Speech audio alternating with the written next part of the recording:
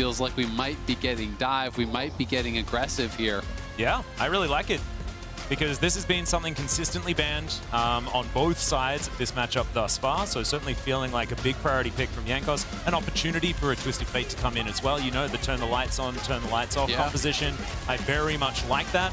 It's going to be Xayah, certainly sticking with comfort here on T1's side, and with 2 games in the bank, you can pretty happily just play with what's worked thus far. They're not forced to make any adjustments just yet.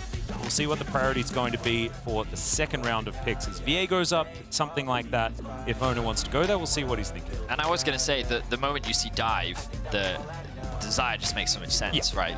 Not only has it worked so very well, but it's something that we've seen consistently work well as an answer to lots of champions jumping on my base. So with the Leafs in there, you also have more disengage from T1. And for me, I think that we're just seeing a lot of skill expression. Like we talked about at the beginning of game 1, but things like Xayah, things like Lee Sin, it gives you so much agency to be able to make outplays, and I think T1 is feeling very comfortable with all the concepts. And this is the first time Orin has actually been left up. They banned out the R8 this time around because Caps, yes, his scoreline wasn't as impressive, but he was really having some great moments in that last game, so they weren't willing to give that over. And now MF, Orin, Nocturne, that is a lot of engage. That is a lot of dive to really look to fight. I wonder, would they go Renata again? Because Renata was their answer to what was an early kind of dive-style composition from G2. First time around, they do in fact lock it in. I love this as a pick. Xayah plus Renata has to be one of, if not the best duos in bot lane at answering dive. You dive in on the Xayah, into the Blade Caller, into that ultimate, and then you have the Renata ultimate flying through as well that disrupts you. And it's really difficult for MF because though it travels slowly, it has great range and can actually reach the MF from pretty much outside of MF's ult range. I was going to say, it also means that T1 don't have to ban Nautilus if they don't want to, because we've seen Renata has been used consistently across the globe as an answer into the champion. So they can get rid of some of the other more nuance. They can ban away the Rakan. I think they can consider the Pike as well if they considered it a problem. Maybe they don't. After the first game, maybe they think that it's perfectly fine, but they can actually choose to leave the Nautilus open, which while offering a lot of crowd control, won't have that say, will give them still a strong 2v2 matchup. Yeah, and the Yone is going to be banned away here. A lot of respect for the first time that Xayah's picked up that champion. And of course, no Rakan is going to happen. If Xayah can't have Rakan, no one, I guess is the thought. Is Nautilus will be safety banned anyway. Could be Gnar again. Gnar was their top lane ban last time when they wanted to go blind tank. You know, that is kind of just like a standard option. That's an amazing matchup against Orin. But I'm really curious to see Xayah again being pushed further kind of down the pool here. You know, does he have a really aggressive pick? Aatrox is also something that's just super popular that you can use as an answer. This was really popular in NA. Jace is fine as well. I feel like Jace has not the greatest of matchups into the Ornn specifically, but it is Gnar. Yep. Yeah. So they leave up the Gnar. Like last time around, they did ban that as the top laner. This time, more worried about the Kennen, which is a little bit interesting. And it is going to be Gnar. So we'll have to see how he can actually handle that matchup. Yeah, I mean, this is something that Xayah is very, very comfortable on. He debuted on this champion, had an extraordinary performance in his first game. This is when we're like, oh man, Canna, watch out for your position. And then Xayah's had a few less inspiring games after that. Last year, of course, in 2021, before he found a lot of stability. But this is certainly something that he is very, very comfortable on, especially into the Ornn matchup. As Zoe, another big pick for this tournament, is going to come through. I think it was Caps that decided to go with this one first here at MSI. Yeah, he used it as an answer, I think, to Zhao, who I forget exactly what I think it was Ari, right? Yeah. But it was something along those lines. In any case, the Pike looks to be coming out once more. The front line primarily is going to be in the top side of the map. As I say that, a quick pivot to give them a little bit more agency in the 2 versus 2, a little bit more range and a little bit more prowess, along with the shielding and the utility that Karma provides. It offers a little bit more scaling towards the side of G2 as well. The big question is, how will Faker now round out this draft? A lot of mobility on the side of Tier 1. They have a little bit of an engage with Gnar, but their primary goal is counter-engage here. So how will they round things out? The Akali is what they're considering right now, and he will lock it in. Okay. It's the classic Akali Lee Sin combination, having them on the same team, certainly something that everyone is that a classic? I mean, it is in the LCK. We love just picking Lee Sin and Akali together. No matter how things have changed with Vision and Shrouds and things like that, it's still something that we love pairing together, and Faker has loved this champion as well. But this is feeling like a bit of a flex into Zoe, because this could be difficult, especially early. Yeah, it'll be interesting to see how he can actually play that out. A lot of these range matchups can be difficult in the early levels for Akali, but you go into second wind, you start D-shield, you really just try to sustain and kind of get your farm. I'm super interested, though, how G2's bottom lane goes, because I think it has to go well or it's going to be really bad. And I do think they have a lot of power here, especially they could even go double Comet here if they want. You start MF plus Q with Comet on Karma. You get the slowdown. It makes it very difficult to actually dodge that Karma poke. But we'll see how heavily they want to index into early laning. I will say, of all 3 drafts, this one is probably my least favorite from T1. The Akali, I'm going to trust Faker, right? He knows more than me about the mid lane trustworthy guy. Yeah, and in terms of the matchup, in terms of what he sees, I'm going to default to trust here because there's no reason to question him. It's more like, when I look at the comp in its entirety, I don't see how this T1 comp functions without the enemy engaging onto them. And the thing is, while Nocturne is typically dive, you have Zoe, you have MF's ulti, you have Ornn's ults can be used as a ranged engaged as well. Like, there's actually a lot of distance that they can use, which I don't think T1 have many tools to close that gap outside of a good Lee Sin flank or a Gnar flank. So I am a little concerned with the options that T1 will have, and they're very reliant on G2 kind of coming into them and being the proactive team. And I will say, because T1 is such an early game team, it's so early game dominant, if you get lead, it's very easy to be first at the objective and the opponents have to come to you. True. Right? So I think if you're depending on winning your lanes, well, T1's a pretty good team to be able to do that. And as far as the Akali pick, in my eyes, there's just a lot of squishy members over on G2. Sure. Zoe, MF, as well as the Karma, all very squishy, and it is actually going to be Comet MF. So I was thinking they might go towards this. It's super lane focused. You start Comet, you start E. It is going to be Airy and Exhaust because there's an Akali. I think you just have to. I agree. So you can't go Ignite. So it's not full offense, which would have been Comet on Karma as well, and Ignite. But this is a very strong 2v2.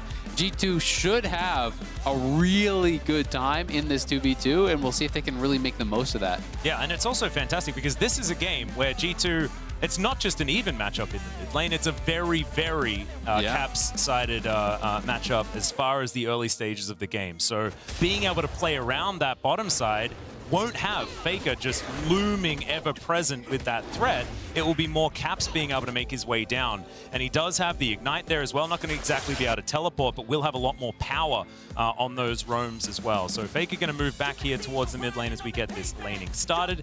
We'll see how T1 is going to go. One of the really cool things about this T1 comp, I want to say, I agree that it's not been their best so far in this best of 5. But if you get a Gnar into the wall and a perfect execution layered across, that is going to feel fantastic. I mean, for sure. And I very much agree with Zale that when you're an Akali and you look at those champions across the board, you think, I can kill them. I can kill all of them. Yes, exactly. And all you need is one good flank, and we've seen how great T1 is at getting that vision control, setting up for these objectives. So, again, I'm always going to default to trust when it comes to Faker. I'm just excited to see how he actually makes this execution works. The flash comes in. Handshake, yeah. Targamas already burning down. Does have the Blade Caller as Gumayusi, but he's not going to be able to actually lock down any kills or anything like that, but certainly sending a message in the early game. Yeah, absolutely. I mean, they get the push here early on, and they're just straight up hitting more of their skill shots, right? Targamas hasn't been able to connect with as many of the Qs. They get the push here. Jankos, they're not going to expect this. A wraparound without even having his red buff here. Absolutely no vision, but Kerry is going to spot him. Gumayusi now trying to walk this one out. The flash out of the Duskbringer. Okay. Gumayusi is going to now not have that escape option as this lane continues, so expect a little bit less aggression from T1 down here. Yeah, absolutely. They're going to have to at least have eyes on where the G2 members are, Jankos in particular here, because he could look for some sort of a repeat play, but T1's bot lane getting very aggressive here, trying to play it in the face of their opponents. Really, you want to have the push when you're playing this type of a combo because Karma under her tower is so easy to actually deal with. But when you are getting pushed in, it becomes very difficult for the enemy AD to dodge your Qs because you know when they're going to step forward for the last hit. You throw the Mantra Q out. It becomes almost impossible, plus the slow there from MF. But if you are getting shoved in, it's just so much easier to kind of stand with the minions between you and the Karma. Game against these dominant LCK teams, you can beat them. Yeah. You can take them down in best of series. And I think that is really what was so special about G2 coming onto the international scene and showing everyone that it could be done. And I mean, if you want to like go back through the history books, back in 2017, it was also like Perks' redemption arc on G2, getting G2 solo vacation. kills onto Vacate, Yeah. to Vacate. Solo kills onto That's onto one Faker. heck of a Freudian slip. I don't even know how you fell into that. It was such a dramatic change for G2 back in 2017. Yeah. Even though T1 did end up winning, it was kind of like the beginning of so much change in Europe. So a lot of history, and right now T1 are on the precipice of finding themselves as the victor once again. Caps looking for a kill onto Faker. Oh, The bubble down lands. there is Ignite. Bubble is going to go down as let's see whether Faker finds the right spot. He doesn't. He's going to flash into the He flashes over the wall. Oh my god, that was... He just broke his ankles! Yeah. Oh and now my Caps God. he's stolen the flash, so he has it at the ready. Is now Faker. He can execute. And there is no way that it can be answered. That was so many...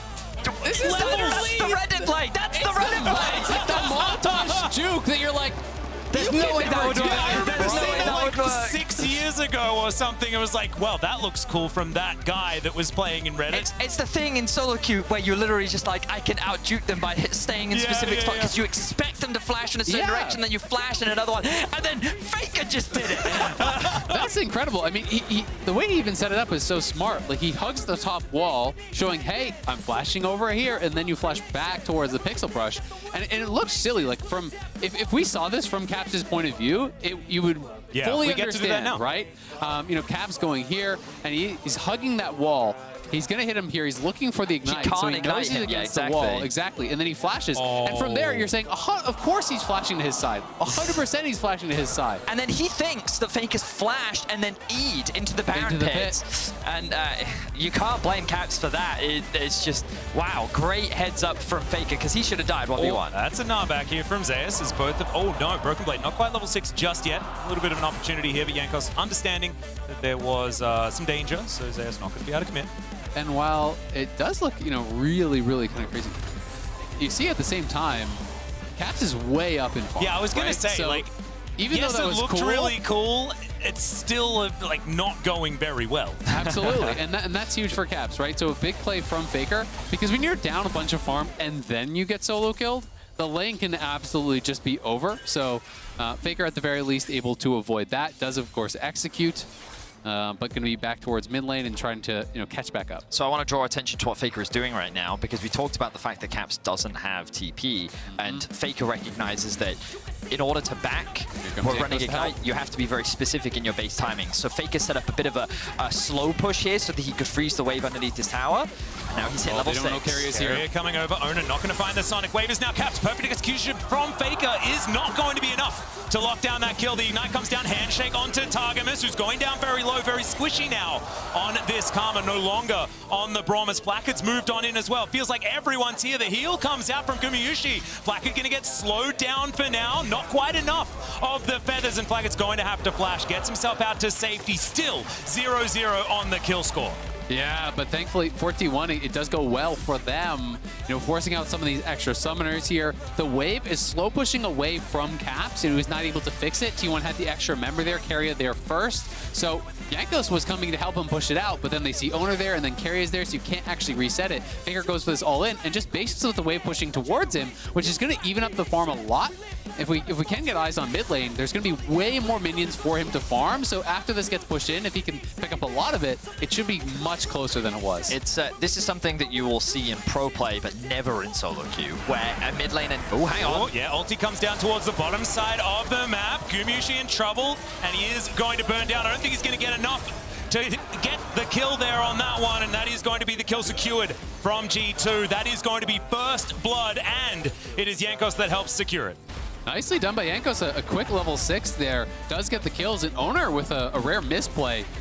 Safeguarding away and then flashing back in. Yeah, it kind of broke my brain a little bit, I'm not going to lie. Yeah, I'm not sure if he was worried that Carry was going to go down. Now they're looking for a play here. The slow lands. Yeah, we'll see whether the handshake is going to come in. It does, as Oner is going to be able to secure it. So 1-1 now. Immediately going to be evened up as T1 do fake out the back. It's a great punish on the missing flash that they forced out in the jungle earlier there on, but Owner making good on his earlier mistake, makes up for it.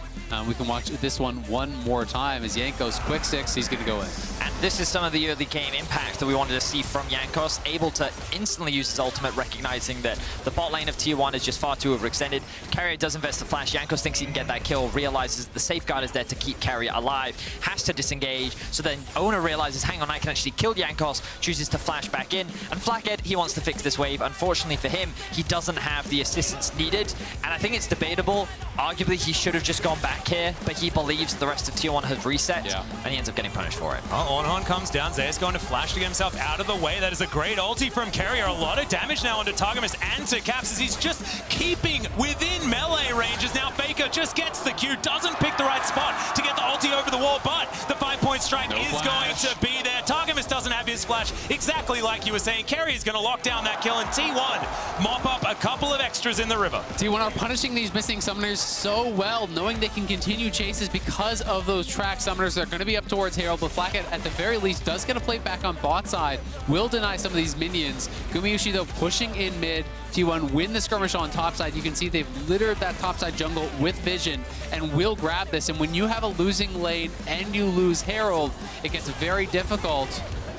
Ooh, nah, there is going to be the knockup from Broken Blade. They're threatened, but Paranoia comes in. That is going to be immediately the kick out, as it's going to be Owner that locks down the Herald. But Jankos, can he get anything else done? The rest of the team are coming in. Caps just looking to lock down Carrier. Carrier is going to try and W himself, but it's not going to quite be enough as Broken Blade flashes over the wall. Jankos eventually does go down. Targamas also just going to be taken off the rift once again, as now Caps against the world. Zeus is trying to skip through everything, but it is not going to be him that takes the kill. It's in fact Owner that mops it up. And T1 continue to take control over the early game. Look at how quickly the gold is ballooning in T1's favor as G2, they tried to contest the Herald. The thing is, they're strong when their ults are up, and they think, hey, maybe we can actually look to contest this. Maybe we have a smite advantage. He kicks him away from the fear as well. He's able to smite secure along with doing enough damage to secure the Herald, and then Carrier, while he does drop, look at how much is invested. Broken Blade doesn't have the HP to fight this. Gumayushi is full HP. He's forced to disengage. Caps only level 7 to the level 9. Owner's gonna get, well, I don't think he does actually get level 8 here, but regardless, there's nothing that Caps can do. And G2, they thought they could force that play. They didn't have the health, and it feels like desperation is starting to come through for G2. And I have to just give so much credit to the timing on that Lee Sin kick. He buffered it perfectly so that Nocturne would arrive and then is instantly kicked. And Flack, maybe seeing him die again bot side, no flash. Yeah, Faker. Perfect execution is going to be available, and he throws it out to tidy up the kill very comfortably. Faker in a side lane now. His comfort zone absolutely here on this Akali. I mean, they're just on fire, and Owner is looking so good. Guma has flash, but will not use it. Knockup comes in. That's a fantastic disengage ult from Carrier, though. Finds a handshake just to stun up the solo lanes of G2 here. The Q is going to connect. Caps flash over the wall. That is going to keep him alive here, but T1, it feels like they've just come alive in the last few minutes. I just love how T1 is actually pushing the pace of this game. They know that Nocturne wants to fight only around ultimate, so Owner's saying, no, we're just going to fight constantly or I'm going to take your whole jungle. Oh, that was so cute. The Bellows Breath is going to be out there, but nice no buffer. kick does come through. Exhaust comes down as Owner's just going to move his way out, and he can just do everything with Reckless Abandon, and there's no punishment. And I think that you highlighted it there, Azale. T1 are just playing around that window very well. I think that it all started with that initial skirmish where they got that pick onto Caps. The thing about Akali is with Sork Boots and level 6, that's kind of where you're at a point where you can look to force these small skirmishes. And when you think about the matchup, sure, in lane it's not great, but when you're able to pair up with your jungler and kind of go for these 2v2 situations, that is really where this Akali becomes very fluid and easy to execute in a composition like this. And we saw, even with the exhaust thrown down from Targamas, it didn't matter. He just sat in his shroud, he waited with his E, and then he's able to re-engage. So T1 picked the exact right window to force all of these skirmishes, and they've just been picking G2 apart, and then G2 tried to respond, and then T1 gets the better of them again, and there are just very open windows that T1 know they can force these plays, and they're able to balloon this gold lead out of control. Yeah, and I mean, it's starting to feel like game one all over again. It's about 6.5K in the gold lead here, 13 minutes in for T1. Absolute domination here from the LCK #1 seed. Yeah, 7,000 gold almost the lead is. Yeah. Much larger than what we saw. I was wondering which game one you were referring to, as Knockup does come down onto Gumayushi. Of course, their first of the tournament was a very large lead as well. which G2 were able to come out ahead of. And it was with things like the Ornn that now G2 have for themselves, as Caps was looking for Gumayusi. Good ignite to go down there, but doesn't find the paddle star. As Owner just going to wait until Targamas goes down, but it's not going to be enough. He does eventually get back in there. Q going to land as well, and now Zoe feeling like a sitting duck right now. Has to go back to that portal jump, wishes he didn't, as now Blackett going to get dove on once again. Faker's got the second activation, but it's not going to quite be enough damage, as he didn't want to get underneath that turret. Oh, not quite enough, as the bullet time is just going to push Faker away. Everything just coming up, T1. 8,000 gold lead, make it even more. We'll see if they can get Faker. Yeah, flashes to get himself out of the way of the ram, and I think he's still got a backflip or two available to him, so he'll be absolutely fine. You can just feel the momentum slipping away from G2. There are so many things that are happening across the map where it's just not typical G2, right? Individually, they're making small misplays. Like, you can see Fleckett had his ultimate while Faker was underneath his tower, and then he holds on to it. He waits to see how close Faker is, and then he throws it out and is not able to get this kill. Targamas, they don't have any control on this side of the map. He's trying to drop vision when his top lane is backing, and he ends up getting punished for it. And it's just T1 is riding the control. Look, they're pushing all 3 lanes on the map right now, and they are just not slowing down. They realize the position that they're in, and they're not giving G2 a second to breathe. Well, Paranoia just to get over the wall. Nice Big knob, but it's a great spell shield from Jankos, exactly as you say. Targamas now comes in, has the exhaust. It's now Blackett's here as well. 4 versus 1 as Zeus does now have it, and he keeps himself alive. Thanks, Carrier, for that one. And Carrier even grabs himself the kill as well. Zeus now with a grump. It's just going to eat that one up and be a little bit more healthy. Gumayusi now looks for it. Mini stun into the wall. Targamas is taken down. Gumayusi tidies up that kill also. And G2, oh man, I mean, 4 versus 1, and still Carrier gets there in time. It's just bullying at this point, isn't it? They can't even get the 1 kill. Carrier arriving in time for the bailout. Cap's going to look here now, but Owner can easily block. Yeah. And it's just been the Owner show. 10 out of 11 KPs running everywhere. Gumayusi is going to get taken down here most likely. I mean, I've said that a few times. He does have flash, and so he is just going to try and create that distance. There's the hostile takeover from Carrier. He now wraps himself around. Caps is still looking to try and get that lockdown. A massive Nara into the wall. That's going to be Faker locking down the kill as everyone's turned up. Gumayusi's going to kill Caps. And gentlemen, I don't think that G2 have anything left in the tank for this game. T1 are just styling right now. You can see the collapse happening for G2, and T1 is taking advantage of it. Pick after pick, play after play, T1 refuses to slow down with their aggression. They are constantly going for skirmishes. They are consistently outplaying G2, and they are looking to secure their revenge and make their way back to an MSI final. Just looking incredible here. 13,000 gold lead, almost 1,000 per minute of League of Legends that we have played. They are getting ahead. They are running everywhere, just absolutely styling on G2, getting kills at will. Yeah, and this is what we were talking about before, but this time it's the Owner show. Like 5-0-9 on the Lee Sin. He is 1 kill away from 100% kill contribution on this Lee Sin, and it feels like he's the carry this time around. Yes, Faker in side lanes has been fantastic, but this Lee Sin just everywhere so far, making everything happen, and this is what we saw from Owner in the LCK final for spring. This is why he was the finals MVP, and his Lee Sin is still just incredible here in this semi-final. I mean, he has been amazing. We've gotten to see many times over why Carrier was the spring MVP as well. That's enough, and Zeus is just going to pop the Zoe. We'll see whether Jankos can answer this one as, yep, everyone's coming down to try and take him out this time, but the Ram's going to be there. That's 2 versus... It's 5 people down here. The rest of T1 are launching themselves towards these inhibitor turrets. Zeus takes 2 with him. And they can push for the win potentially here. We'll see how far they want to go. At the very least, they will get this 1 inhibitor. They have Shelly. Will they play it safe? Will they play it controlled? It's 17-3. They're 14,000 gold ahead. Yeah, bullet time going to be used just to tidy up the minion wave. They do manage to take down Shelly there with that one as well. Sorry, Shirley, I correct myself, as T1 will grab this inhibitor turret as well. G2 now just trying to protect it, and they will be able to do so. G2, just a slight amount of breathing room now. It was G2 that held the record for the fastest best of 5 internationally ever, and T1 is now on the verge of getting a sub 20-minute win against G2, who held that record. An incredibly dominant performance from T1, and it felt like that coming into this game, G2 had a plan. They were able to get a few comfort picks, but play after play, pick after pick, T1 have just been outperforming, and we see Zeus doing this once again. We've been seeing it all year long, the promise, the potential of this young player, but he basically isolates into 2 1v1s. He's able to secure 1 kill, he secures a second, and while he loses his life, the benefits for T1 are more than worth it. I mean, it's just heartbreaking to lose out in those types of situations. He had the early 2 items, now even building towards potentially a wit's end third, just going full all in for the damage. They know they are so far ahead here. You know, Faker working towards his second item. We already have 2 through for Gumayushi, 2.5 for Zeus, 2 for Owner. You look on the other side, you know, it's 1 only, and sometimes not even 1 in the case of Broken Blade. They're just so far behind. It's almost unthinkable to try to conceive of how they could come back. Yeah, it's a very, very difficult prospect. As Broken Blade thinking about this one, Gumayushi getting taken down below half right now. It's G2 just desperate to try and protect this. Faker in the mid lane, getting that split push happening. Of course, there will be super creeps there to knock down that door, but not going to find the Q just yet. G2 holding on for the moment. Their wave clear is pretty good.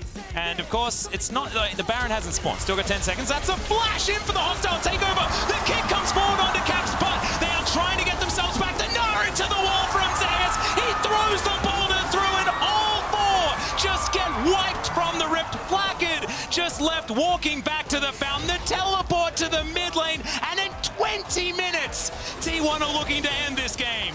T1 wipe G2 off the map, and Flackett is left alive to watch as his base crumbles.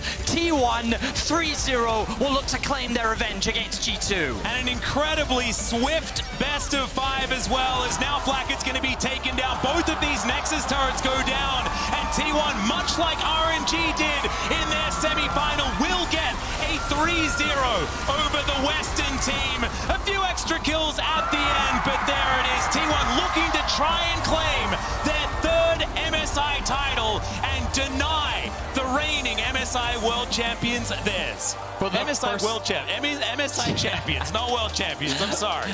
For the first time in 5 long years, T1 will return to the international finals stage here, and they left no doubt about it. One of the most dominant best of 5s I have seen in a long, long time. T1 were relentless. They were aggressive. They played with momentum. They got advantages. They expanded those advantages. And this team looks like one that is worthy of facing off against RNG, that is playing on such a high level. Gumayushi and Keria came alive today, and all of T1 truly showing why they are all world class in their own right. A terrifying team, for sure.